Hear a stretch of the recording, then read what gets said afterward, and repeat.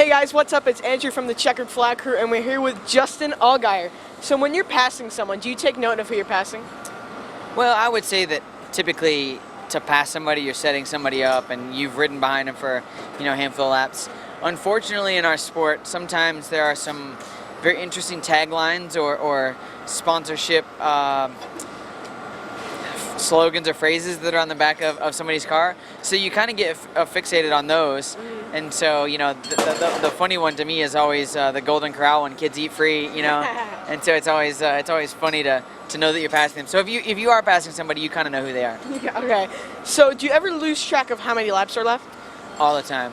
So I always try and count in my head, and somehow or another, it just seems like if they say there's 20 to go, I run about 5 laps and think I've gone 15 or 16, and then they'll say, 15 to go. Then I'm aggravated because I felt like I really was close to the end. Not that I want these races to be over, but right. Especially if you're trying to hold somebody off, it's always nice for that race to end when you want it to. How often do you ask your spotter how many laps are left?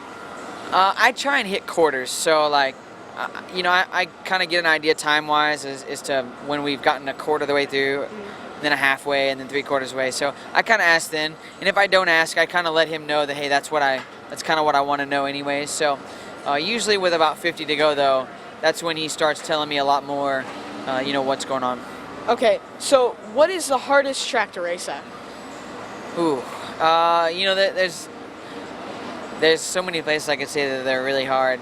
I would say Darlington is probably one of the harder ones to race at because, the entry to turn 1 is really narrow and it's really fast, and then you get down to turn 3 and 4 and it's really slow, but it's pretty wide. Yeah. So you're trying to not overdrive the corner and wreck the guy on the outside of the inside of you, but also too you're trying to get yourself clear to go into turn 1. So it can be interesting.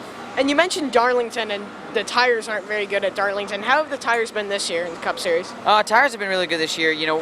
We go to some of these racetracks that are a little bit older in concrete or asphalt, and they can chew up the tires a lot more than other places. So, for me, I like a tire that not necessarily comes apart, but also but really it wears out and fades and slows down. I think that's the most important part is over the course of a run, if we can make a tire slow down and slow down by a second or 2 seconds a lap, it makes it fun for strategy and trying to make sure that you're conserving your tires and having a good race car.